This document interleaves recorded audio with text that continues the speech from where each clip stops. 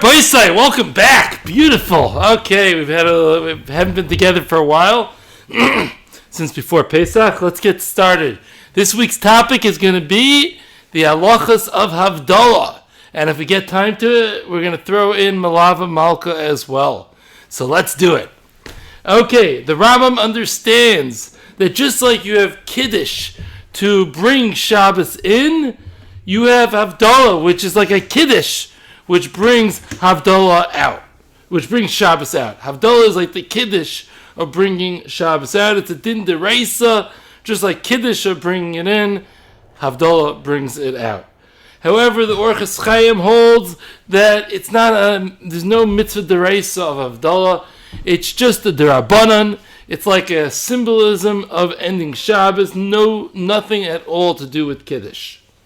Okay, so let's go through Havdala. Let's go through the different steps of Havdala and understand. It starts off with some psukim which are not the main part of Havdala. Then we go through multiple brachas. What are the brachas? So the first bracha is Hagafen. Second bracha is the bracha of Besamim. The third bracha is the bracha of Ner. Mariorish. The next bracha is the bracha of Hamavdil. A little cute story that they say. The Chida, as a 4-year-old, was arguing with his sister about who gets to hold the Havdalah candle. See how old this Minig Yisrael is of fighting over who gets to hold the Havdalah candle. So the Chida was arguing with his sister. The Chidet. No, I don't know what her name was. So the Chida was arguing with his sister about who gets to hold. And the father said, you know what we're going to do? Whoever gives me a better shot as to why the order of the brachas are as they are, they get to hold the candle. So the 4-year-old Chida said, "It's pashut. Ma'ilin v'kodesh ve'in maridin." We start with bar piragaf in the mouth. Then we go to the nose, bar minei besamim. Then we go to the eyes, bar mirish. Then we go to the seichel, hamavdil mikodesh shachal. Chida got to hold the candle as a 4-year-old. I think that's amazing. Okay, now it happens to be that if something was said out of order, you should know it's not liikuva. The order, once again, we have a Messiah, we have a way that we do the order. But if for whatever reason, by mistake, the order was taken out of place, it goes anyways, it's not a problem. So, for example, let's say somebody finishes the Havdalah, says, wait, you didn't do Besamim. Okay, right then and there, you say, Baruch Hashem, and you do it right there. You shouldn't drink before? No. Anyways, Besamim is normally in between the question was, shouldn't you drink before making the Besamim? And the answer is no. Because anyways, the Bar Minei Besamim is normally in between the Berchas HaGefen and drinking. So it doesn't really make a difference whether you put the Besamim earlier or later on, if we allow it to be a hefsek anyways. I'll tell you another thing that I'm sure happens. Let's say you, in your mind, you get confused about the order. And let's say you start off, instead of starting off with Bar Minei Besamim, you're starting off with Bar Mareya. You say, Baruch Hashem, Akein Melacham, Barei Mareya, Barei Minei Besamim. No, that's not good. If you, in your mind, when you're saying Baruch Hashem, you had in mind to make a bracha on the ner, so finish that bracha, finish that Bar Mareish, and then afterwards go to the Bar Minei Besamim. Why? But could... Yeah, but it's more l'chatchila to complete a bracha with what you had in mind in the beginning. And therefore, that's way, way more important to have the beginning and the end of the bracha match than it is to have the correct order. Okay, let's start discussing some of the elements of the Havdalah. We use Besamim during Havdalah. So first point about Besamim have to smell good. If your Besamim are 5 years old, it's time to buy new Besamim. I know you have the Besamim that has in it the Hadassim of the Guka Shmucker Rebbe, whatever, so you want to use it, and not him, not the Friedeke Rebbe, from, it's very nice and cute and geschmack, but you want to mix in there some besamim that actually smell, because you need the besamim to smell positively, smell good. Now Ashkenazim make the bracha bayrei minei besamim. It doesn't make a difference if it's it should have isvei besamim. Really, it should have atzvei b'samim. It doesn't make a difference what the real bracha is supposed to make. Ashkenazim make a bar minei b'samim. Bar minei b'samim is the shahakal of smells. It works on everything, even if it's not the perfect match. So we are just going to make the bar minei b'samim no matter what. However, it's best to use something that actually gets the bar minei b'samim, because then you're not giving the wrong bracha, you're actually giving the right bracha. So you don't want to take your cloves or your cinnamon, classic Ashkenazic things to use for Havdala. Clarify, it's not the wrong bracha. Correct. So the bar minei b'samim is not the most accurate on the itzvei and atzvei stuff. We want the most accurate, and if you use things like cloves and cinnamon and things of the sort, you are doing the most accurate. Good geschmack. Now, the Chazon Ish held that you are not allowed to make a bracha bar minei b'samim on something unless it's set aside for smelling. So if you go to the kitchen, to the fridge, and you take out the cinnamon from the kitchen, the Chazon Ish held you're not allowed to make a bar minei b'samim on it. And the Mishnah Berurah says it's mitzvah min avchar to have something set aside for besamim that's not dual purpose for cooking. So it's a mitzvah minimum, but the Maisa, the Mishnah Berurah will let you make a bracha on that bar minei besamim, that dual purpose spices. Fine. Rav Moshe Feinstein says, and I think everybody holds this, I just happen to have seen it in Rav Moshe Feinstein, that you are not allowed to use perfume or something of the sort for bar minei b'samim. It needs to be something that is like a more natural type of thing, not a chemical-based item. Okay. Next. If you don't have a sense of smell, no bar minei b'samim bracha for you. You can't make a bar minei b'samim if you don't have a sense of smell. Or if you could just got COVIDed, then with your COVID and you lost your sense of smell, you cannot make a bar minei b'samim. Oh, but what if you're being mitzi other people?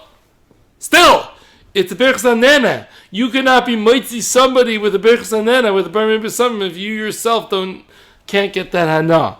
So what should you do? So somebody told me they heard that Rav Steinman, who lost the sense of smell, he would have somebody else make the bar minei b'samim.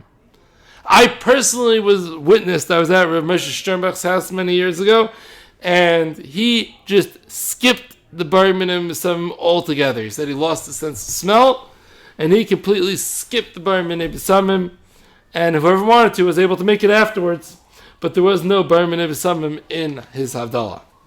But is it not an Indian, even you can't smell, just to put it in, at your nose, because the neshama smells it? I don't know. Without the bracha, somebody should be yotzi. No, if you can't smell, then you can't smell.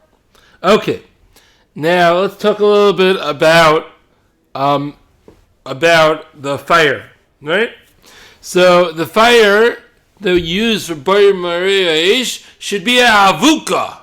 What does avuka mean? It sounds nice. Avuka means it's like a torch. It should have at least 2 wicks. This fire. It shouldn't be a little minuscule thing. It should be a fire with at least 2 wicks. Now, what happens if you don't have a geschmack Havdala candle and you just have 2 matches or a match and a tea light? The chayr that works as avuka as well. You have the 2 matches together. You have the tea light and a match. That will work as a avuka, and that would be fine. If for whatever reason you do not have that available, for whatever reason you just have 1 tea light, or you just have a lighter, you could make bar marish. The Mishnah Berurah says you're allowed to make it even without the avuka. The avuka is definitely what you should go for. The two wicked candles, what you should go for. But if for whatever reason you don't have it, you're still okay. You could still make the bracha With 1 wick. With 1 wick. Yeah?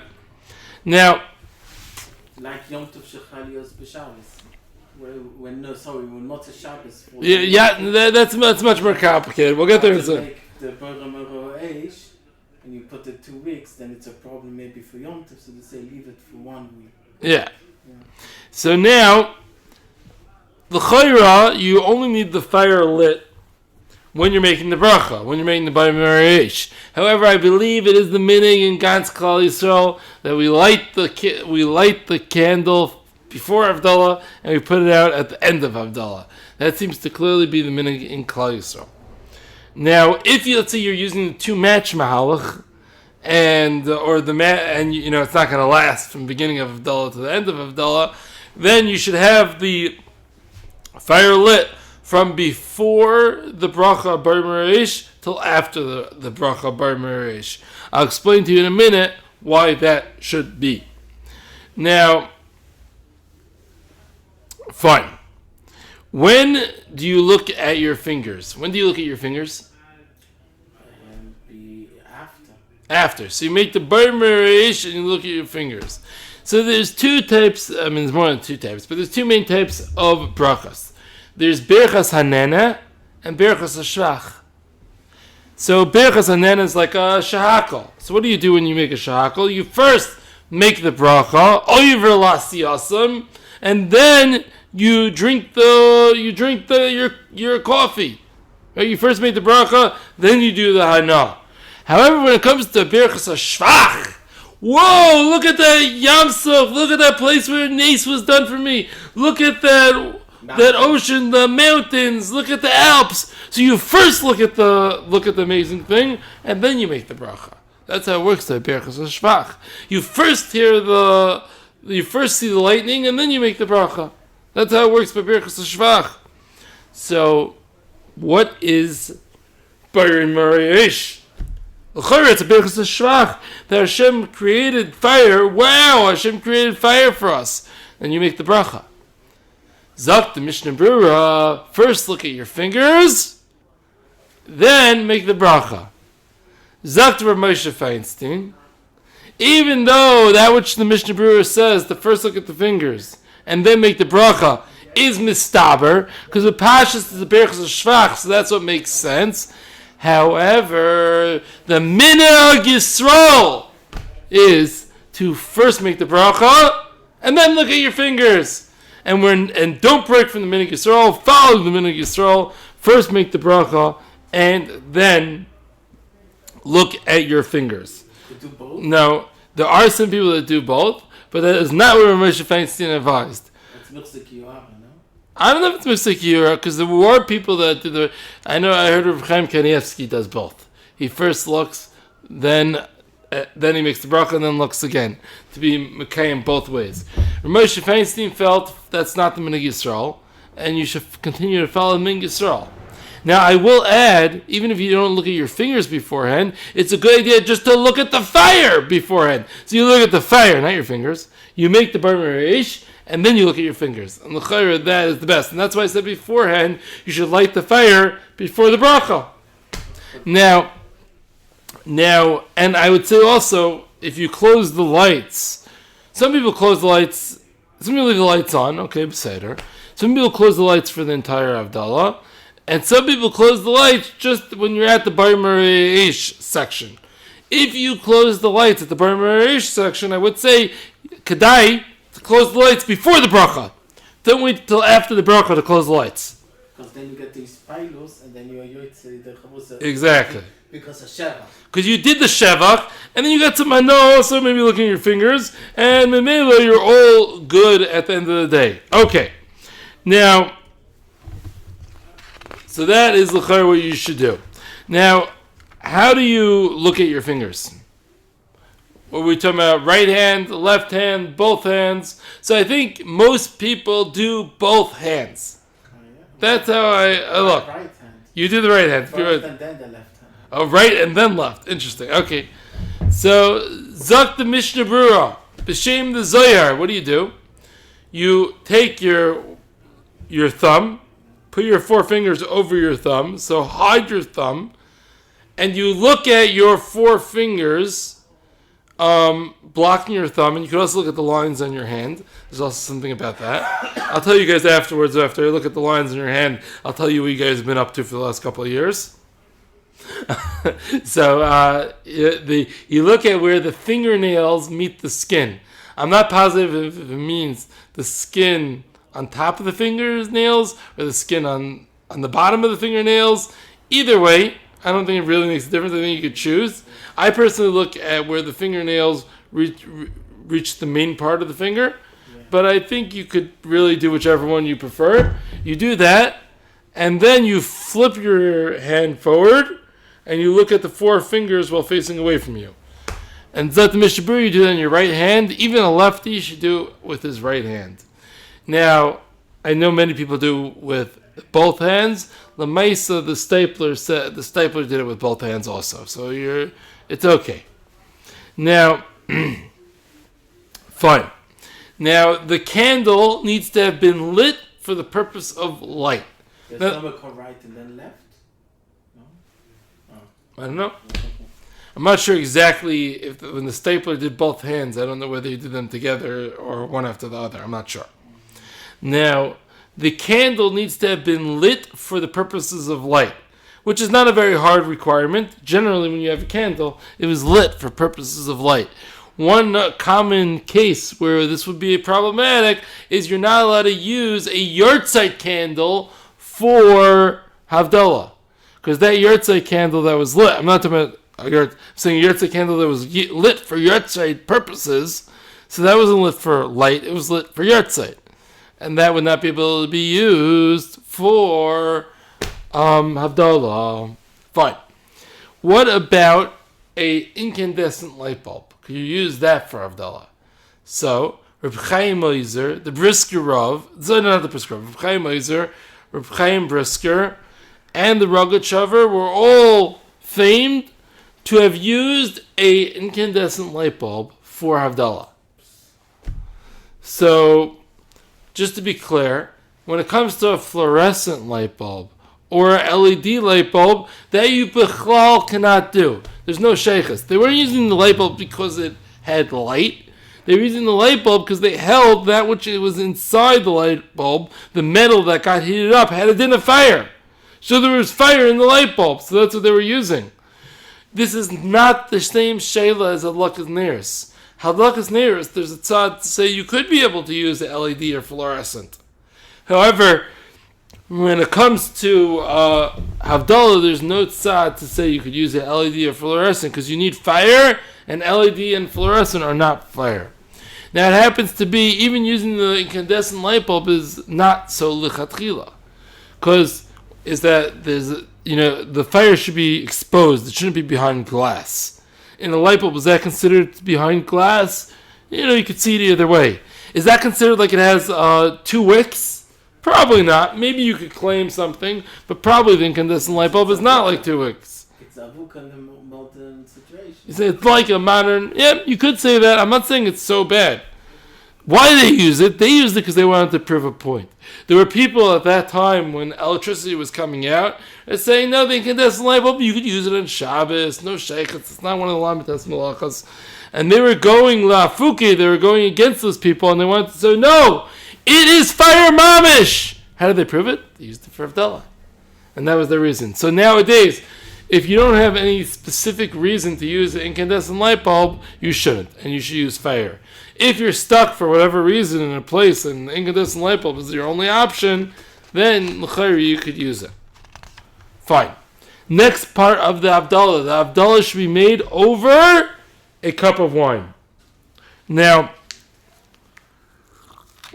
the Gemara in Chulin Yudches says that making Havdalah on wine is a skula to have banim zicharim. To have boys, to have baby boys. Banim zicharim. The skula is have wine. So that's Reb Chaim Kanievsky. That skula is dafka wine. You don't get that skula if you have grape juice. Now, to be clear, la alacha grape juice is perfectly fine for Havdalah. It's just for the skula you don't get. But for the Havdalah you're yoitza. And you need to, for the skula, white wine or red wine. So that doesn't say. It doesn't say. Now, what happens if you don't have wine or grape juice? You're allowed to use Chamar Medina. What is Chamar Medina?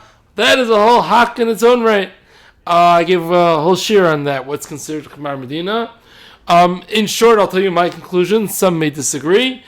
I think coffee, which is not boiling hot, you could drink Mali Lugma. You could drink a Revius in a short amount of time because it's not boiling. So I think that is good. And I think that beer is probably good as well. And I think in America, orange juice is good, not in Eretz Yisrael. That's my personal opinion. But once again, there's what the hak on this. Okay, so if you don't have wine or grape juice, you could use Chamar Medina. Some actually have the minhag of using their preferred Chamar Medina for Havdala. Happens to be the Shulchan Aruch doesn't seem to be so cool with that. The Shulchan Aruch seems to be more into if you don't have wine or grape juice. However, Lemaisa, there seems to be some who have the minhag that even when they have wine or grape juice, they're using their preferred Chamar Medina for Havdalah. Okay. What if you have no wine, no grape juice, and no Chamar Medina? What now? So the Magen Avraham says you can have Havdalah with no wine, no cup, no kais. I didn't say that. So we know you can have a tefillah, but you have a second one now, a second Havdalah, al not kais. Now, the Maisa, that's a big chiddush, because as you're pointing out, you already made Havdalah and Tefillah, so what exactly are you accomplishing? If you don't have the kais, what are you adding? And therefore, the Maisa, the Pri Megadim and the Chidah say you can't make the second Havdalah, it doesn't work, and you won't be able to eat until you get your Havdalah, but you can't make Havdalah. The Maisa, we paskin, you need wine, once again, or grape juice, Chamar Medina, you need that kais to be able to make Havdalah. Dr. Zev Smith, an interesting idea. Let's say you made the Havdalah, and right when you're about to drink, the cup spills out of your hand. And you didn't drink yet. What do? So without making a hefsek, pour another cup of wine, make a Bayer Priagafen, and drink it. And then your Havdalah is good. But, if what you did is you hocked around for 5 minutes, then you want to know what to do, you have to make a new Havdalah ala kois. You have to make a new Birchas HaMavdil, Ben Kodesh L'chol. Your Besam is fine, your Eish is fine, but you have to make a new Bracha of HaMavdil, because your HaMavdil, since you didn't drink the kois, it's like your HaMavdil wasn't on the kois. And why does it have to do again Burger Pragofen and renew? Because your original, but the question was, why do you have to make a second Bar Priagafen? The answer is, since your Bar Priagafen was only going on the grape juice in this kais, therefore that bracha's gone because the kais spilled. You didn't have in mind any further wine. Most normal people don't have another cup of wine after Havdalah, and therefore you need to make a new bracha on any additional wine. In contrast to Kiddush, let's say this would happen by Kiddush, and you had the bottle of wine on the table. So if you're the type of person that sometimes has wine during the meal, so you don't need to make a new agafen, you just refill up the cup and you drink. If you're the type of person that never has wine during the meal, then even by Kiddush you would have to make a new agafen, because your original agafen wasn't going on any additional wine, because you never have additional wine. Is it considered Bracha Levatole? No. First, if it's spelled... It's not. You made a valid bracha at the time, and then something happened. The Inus happened. Okay. Right. Rav Moshe and the Stei Chemed say you're not allowed to talk until the wine is drinking. It's not just enough until the bracha is finished. You have to wait until a mali lugma of the wine is drunk. Somebody speaks before? If somebody speaks before, we don't make them repeat anything. We don't make them go back. They're still Yotze Havdalah. But look at the kid that they shouldn't. Even if they speak before Before he drinks, yeah. Yes. Even before he drinks. And I'll have another little side heter I was thinking. What do they usually say? Good vach. Shvu tov. Those are usually the first words. Those words, l'chayra, aren't much of a hefsek. Because they're ma'oser inyan. Yeah, but if they don't say good vach, it's still fine. Even without good vach, on the phone with somebody else. it's still fine. It's still fine. Okay. Now, how much are you supposed to drink? So it's best to drink a revius. Therefore, you don't get into any shaylas of al gefen. You're for sure chayiv in al gefen. And it's actually interesting. The Mishnah Berurah goes so far to say you shouldn't go and give wine to anybody else to drink from, because you want to make sure that you have enough for yourself to get to that revius. But l'maisa, a malei lugma is enough to be yetza. Fine. I think the Shulchan Aruch Harav says you're yotze with a little sip. You don't actually have malei lugma, but l'maisa, the Mishnah Berurah and Ray Poskim say you need a malei lugma. A malei lugma is usually like 1.7 ounces or something of the sort. But on the Shabbos on the 9 days, when you give it to a child, then a zip is enough, no? Or you don't Well, no, somebody needs to try. Even during the 9 days, you give it to a kid. Somebody needs to be drinking a malei lugma. Whether it's you, whether it's the kid. Does he need to do a zip, or he doesn't even need to do a zip? No, he doesn't.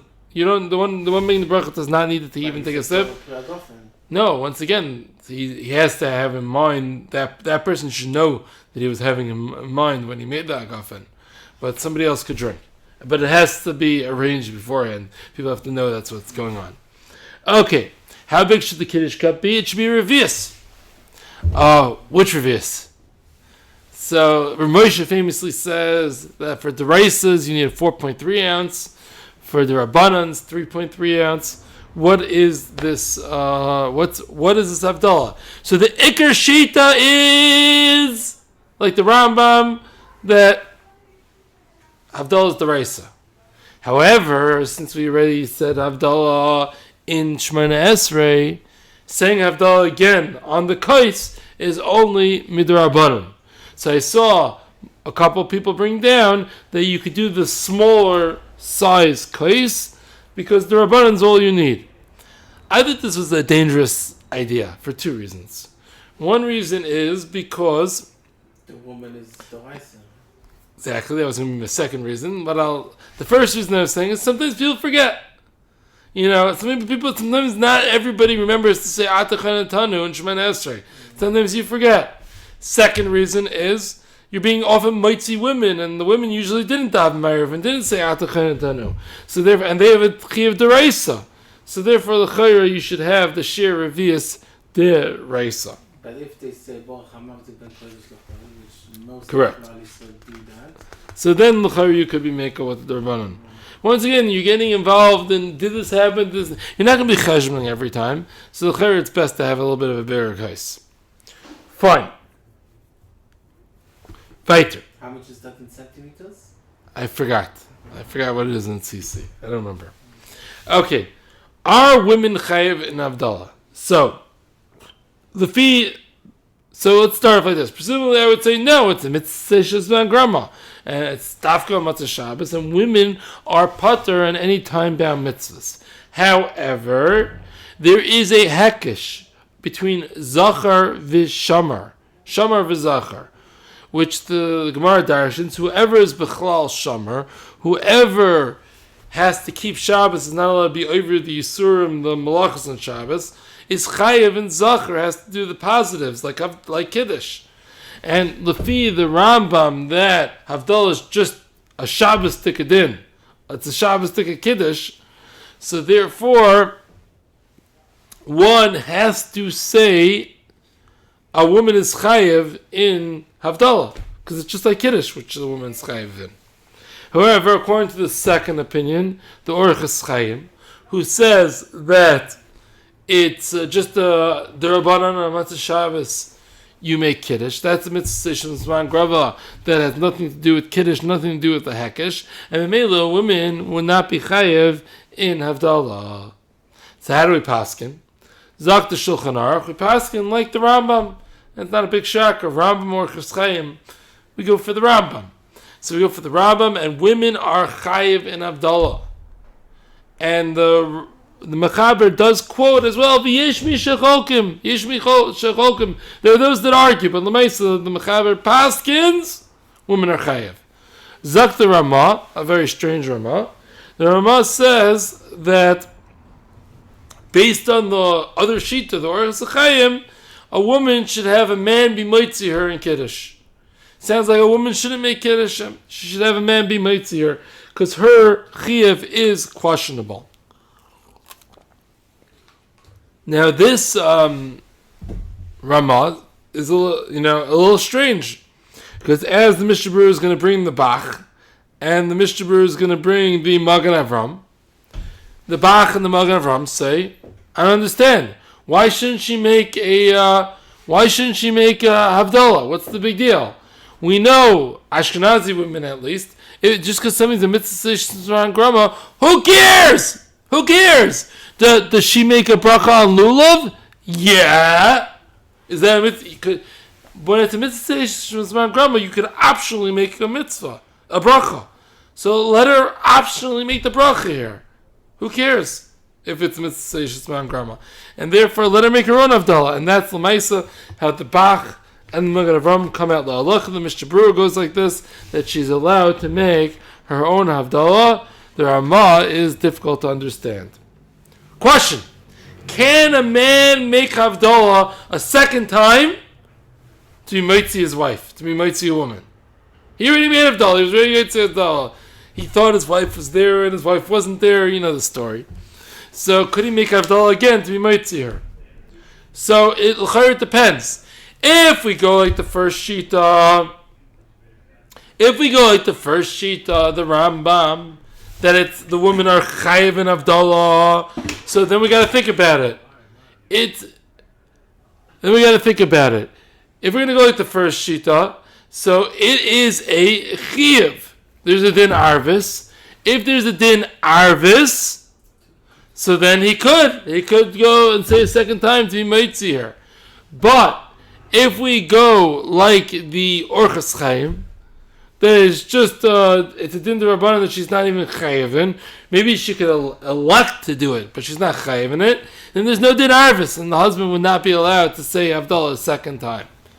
So therefore, the Mishnah Berurah says it's better for her to make it than to have him say it a second time.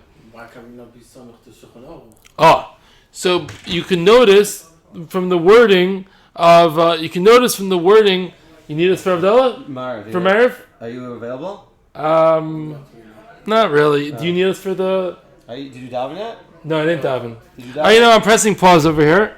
We'll daven. Okay, so back here. We're back to restarting over here. So, could a man make Havdalah a second time for a woman? As we discussed, a man already made Havdalah. He wants to make it a second time for his wife.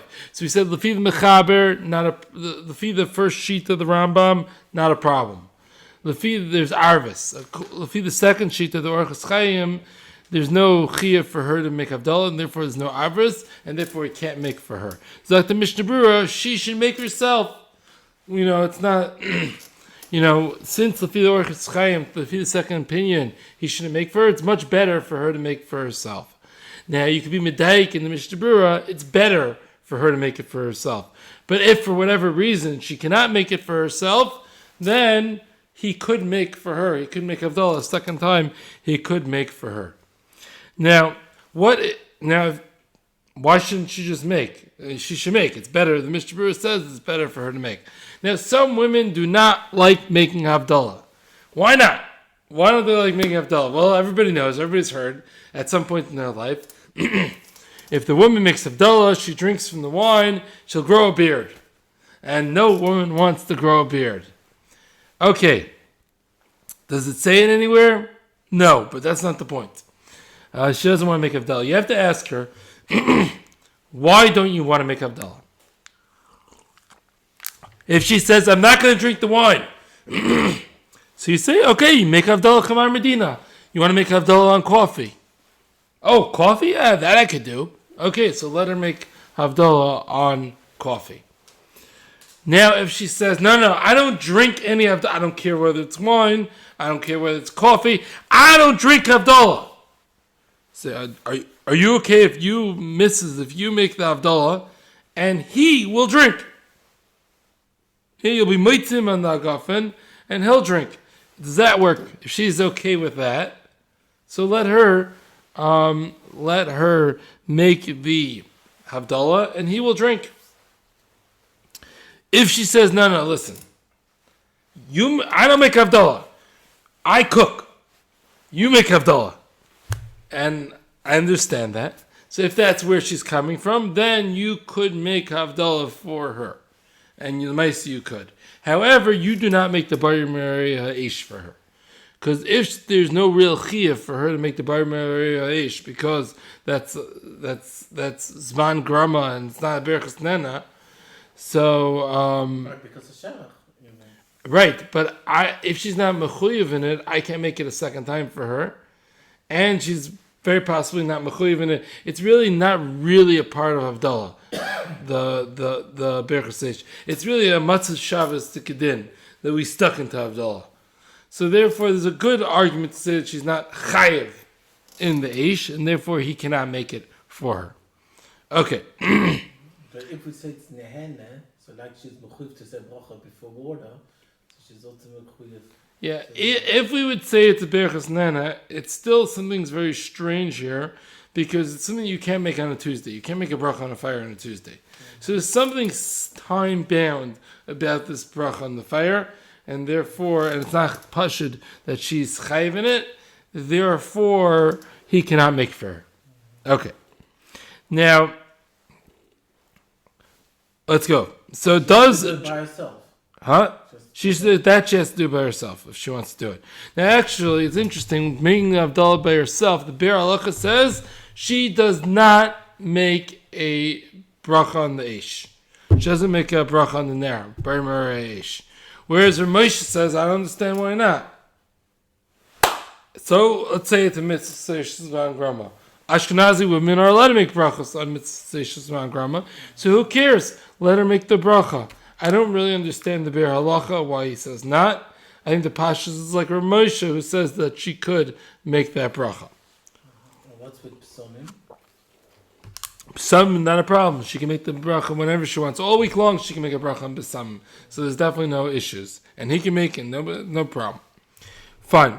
Well, what's the deal? Does women drinking Kiddush make them grow beards? There's no source for this, but everybody seems to know about it. So some people say when Klal Yisrael says something, we don't take it as a joke. We contend with it. If Klal Yisrael is going to say something, it's meaningful. So maybe. L'maisa, the Chazon Ish says it's a mistaken saying. It didn't mean the one who makes Havdalah, who drinks Havdalah, will get a beard. It means it's meant to be the one with the beard is the one who makes the Havdalah and drinks the wine. But not that you get a beard, meaning the man does it. Maybe. The Shla and the Magan Avram, Al Pi Kabbalah, say that women should not drink. However, the Trumas Hadeshin, he would pass the wine around to his wife, to his daughters. Women should drink, no problem, not an issue. The Aruch HaShulchan says not everybody was choishish for this idea that women shouldn't drink. But I think it's become pretty widespread already, this idea of women not drinking the wine of Havdalah. Interesting shayla. Can the bar mitzvah boy be moitzi everybody for Havdalah? Or, the husband's out of town, he's on business, out of simcha. Could the bar mitzvah boy be moitzi his mother for Havdalah? Now, like this. Really, godless is accomplished not really just by 13 years of age, it's by having shtei saris. Now, when it comes to the Rabbanon, we rely on something called chazaka de Rabbah. We assume that if he's 13 years old, he probably has the physical signs of maturity. We don't go and check. We assume that a 13-year-old has it for the Rabbanons. But the races, we don't rely on it. Once again, if he's one of these 13-year-olds with serious facial hair, then we're okay as well. But for your average 13-year-old, we don't rely on it, and we don't assume that he's a gadol in that regard. Okay. Now, So you could check. So you could check, but the meaning is we don't sit there and start checking. Now, what is Havdalah? So according to the main Shita, the Rambam, Havdalah is the Reisa. So you have a problem that you can't rely on a katan. However, once again, if we daven Ma'ariv in Shemoneh Esrei, if we said Havdalah during Shemoneh Esrei of Ma'ariv, So now the second Havdalah on the kois is only the Rabbanon. So the kid should be able to, the 13-year-old bar mitzvah boy should be able to make Havdalah. However, the problem is, if he's going to be mitzi women who didn't daven Ma'ariv, they have a chiyuv mid'oraisa. So then we can't have this 13-year-old boy be mitzi the women who have a chiyuv mid'oraisa. So there is a eitzah. Even the bigger guy. The bigger guy has The man who davened Ma'ariv and said Atachad Hanu and said Havdalah in Ma'ariv. So now the chiyuv of making Havdalah on the kois is only the Rabbanon, and we can rely on the bar mitzvah boy. Yeah. But to be mitzi the women that have a chiyuv d'oraisa and didn't daven Ma'ariv, you can't rely on the bar mitzvah boy. Not only the bar mitzvah, even a regular man. So you're asking a good shayla. So you the could. answer is you could. Why midin avos? Fine, correct. No? Pashtus, no? Pashtus, but it's a little bit more complicated because since there is a chiyuv for him to say it, even though for him it's the Rabbanim, we allow it to work on the d'oraisa. Correct, but it is a shayla. I agree. There is with the hak on that, but obviously can't answer. Without ours. Yeah. Now, there's the eitzah. What's the eitzah? You have the women say Baruch Hamav Mekadosh L'Chol beforehand.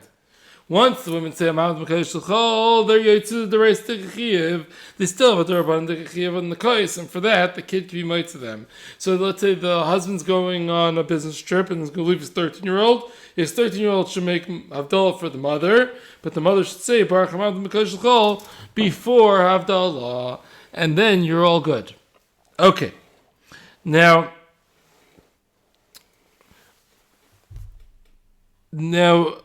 like this.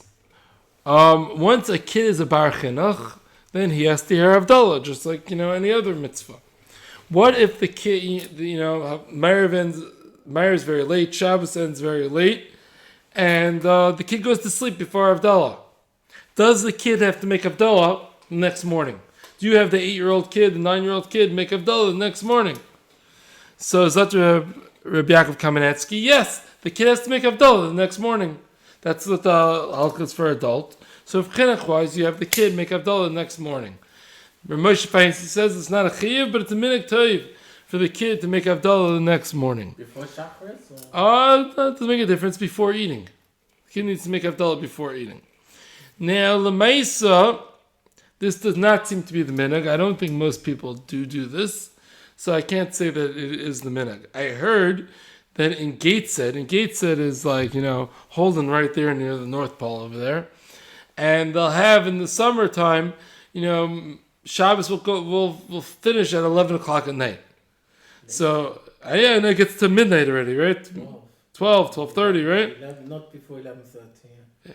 So that's what happens in the summer months. So apparently, when in the later part of the year, the schools, for the 8-year-olds and 9-year-olds and 10-year-olds, they at cheder at school in the morning they make Havdalah for them because that's the inyan that you have to to be mechanech them. However, I heard from somebody, I don't remember who it was. We don't have them make Havdalah in the morning. Why? We aren't mechanech kids to do mitzvahs improperly. We're only mechanech them how to do it lechatchila. We aren't mechanech them how to do it improperly. What's the braya? The Mishnah says, when we teach the kid how to do lulav and esrog from when he's able to shake a lulav and esrog. When he's able to shake a lulav and esrog, do in the noom, it should be when when you hold it. It's true you're yaitz when you hold the lulav and esrog, but we only have the kid start when he could shake it, when he could do it properly. We don't teach kids to do mitzvahs improperly. So therefore, we don't teach kids to make Havdalah on Sunday morning. But L'maisa, there were big boys that said, yes, they should do it Sunday morning. L'maisa, I think the minhag is that they don't. But if you want to do it, it's definitely on Hagga Taiva. But you could do Havdalah until Tuesday night. You could, but it's not the proper way of doing it. The proper way is doing it on Matzah Shabbos. That's the L'chatchila way. Derech Agav, when you do Havdalah Sunday morning, you don't use no fire. You don't use any fire. And Psalmim? Psalmim, listen, you could always use Psalmim. I don't think you really need to use Psalmim, but you could always use Psalmim because it's not a hefsek, no. And Psalmim are, you could always make a bracha on Psalmim. Okay. Nice. Okay. So, what do you think about being moitzi someone in their chiv Havdala over the phone? Could you do that? So, almost the high majority of places can say you can't be moitzi anybody over the phone. Over the phone, no shaykhs. Zakter of Moshe, b'shas hatchak, in a bid'yevet situation, you can be moitzi somebody their chiv Havdala over the phone. I always had my grandmother calling up. We always made a joke out of it, but now I see it's a Ramesha. My grandmother used to call up to listen to, she was a almana for many years. She's still almana. And she'd call up and have listen to my father's Havdala, and that's how she heard Havdala. It's very common for almanas to have, in America, to rely on this Ramesha and hear Havdala over the phone. The sons should Fine. come to the Almona. Huh? The sons should. Depends if you live close enough. Depends on everybody lives close enough. Fine. Now, another interesting thing, like this. Let's say you went to the kosel, you were in shul, there was a simcha, and you're not sure whether your wife heard Havdala elsewhere. You're not sure if your wife is in Ezra's Nashim now listening to Havdala. No husband wants to come back home and they heard Havdala and their wife didn't. It could be B'kuch Nefesh. It could be very dangerous for the husband to come back and they already heard Havdala and their wife didn't. So nobody wants that. Zatar Shlomo Zalman, he has a great eitzah. He says that, let's say there's Havdala in the shul. Havdala by the simcha. You don't know if your wife's on the other side of the Ezra's Nashim when they're making Havdala. So Zatar Shlomo Zalman, you can make it tonight. If my wife is here, I'm being Yotze Havdala.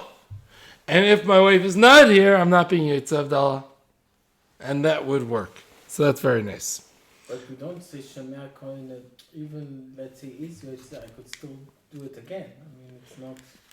Right, but it's not lechatchila for you to do it again. So therefore, you could say that if she's not here, I'm not Yotze, and then you're doing it for your first time. He didn't say the words. It doesn't make a difference. If you're Yotze, you generally, be the same thing as taking it a second time.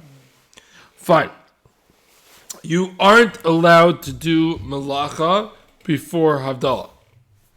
Now, but if you said Atachanatanu, you said Havdala in Shemoneh Esrei, then you are allowed to do melacha. Zok the Shulchan Aruch, if you said Hamavda ben Kodesh L'chol, then you could do melacha as well.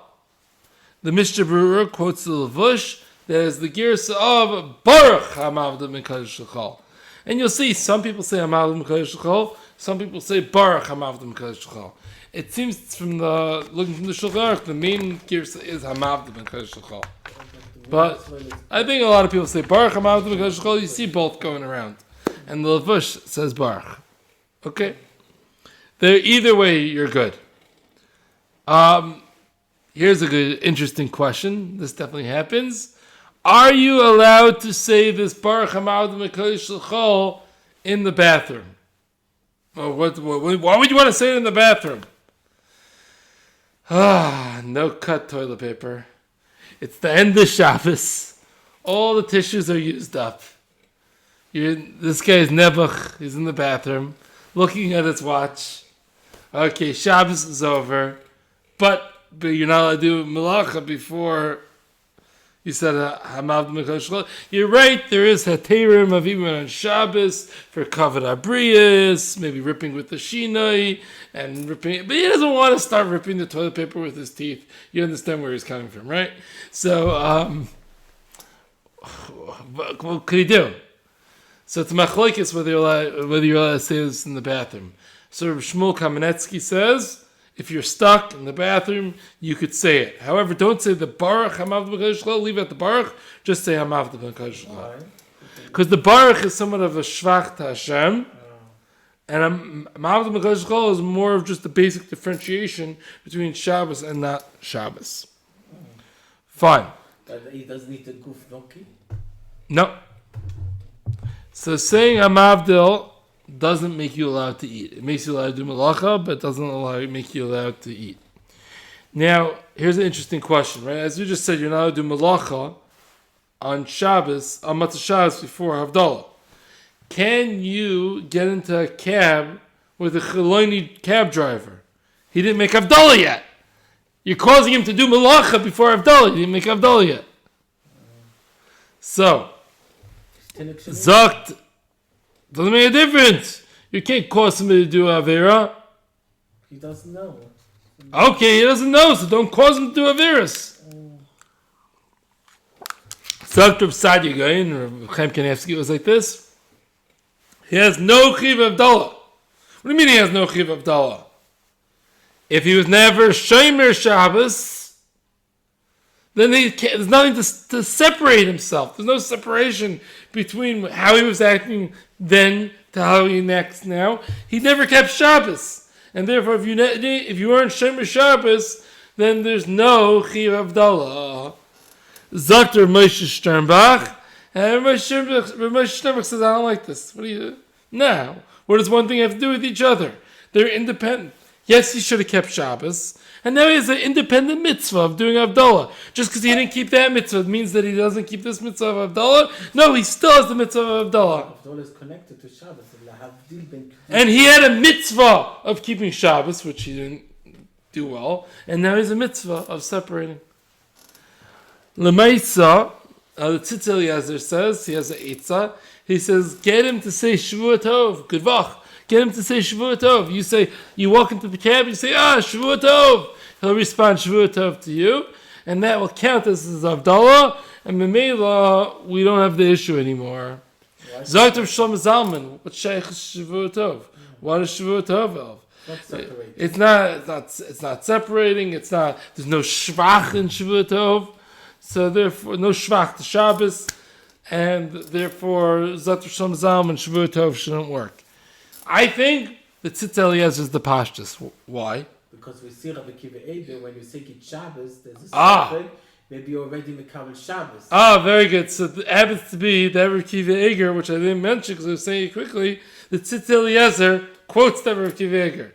And he bases his Shavua Tov off the Rabbi Kiva Eger that you could be that it's like saying Kiddush when you say Good Shabbos. Yeah. Very good. The Tzitz Eliezer quotes the Rabbi Kiva Eger. Shavua Tov could be like now it's Chol. Like and as we see that you don't need to say Baruch HaMavdil Ben Kodesh L'Chol. It's enough HaMavdil Ben Kodesh L'Chol. You don't need that Shvach of Baruch. Yeah. And I want to ask you something. I don't know when the Arabs, their week starts. Is Shabbos the first day of the week? I think so, for the Arabs. And the truth is, in Eretz Yisrael, when do they start saying Shavua Tov?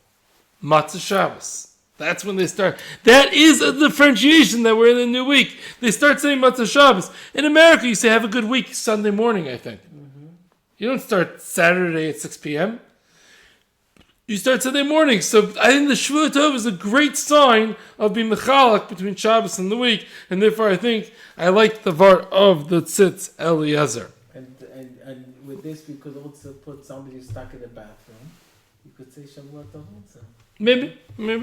But once again, for him, once he's saying a vart and separating, he might as well say Mavdil l'chayra. All right. The Mechaber says to sit for Havdalah. The Gra says to sit for Havdalah. However, Roy Poskim, the Ramah, Levush, Shulchan Aruch, Chayei Adam all say to stand for Havdalah. The Mishra says you should hold the wine in your right hand and the besamim in your left hand. And when you get to the bracha and the besamim, you switch, put the besamim in your right hand and the wine in your left hand. The Aruch HaShulchan says most people are not makbid on this. You keep the wine in your right hand. The Aruch HaShulchan says most people are not makbid, but the Mishnah seems to want you to be holding the besamim in your left hand. Mishnah Pashtus, it's not a chiv gomer, but why not? Not a very hard thing to do. Many bring the minhag of letting the wine overflow. Most actually say the wine should overflow into the floor. But it seems to be it's the minhag ha'olam to let the wine overflow onto the plate. And we usually don't let it overflow onto the floor. Okay, I guess it's running late. We're at so I guess we'll take up Malav Malka next week. And thank you for listening.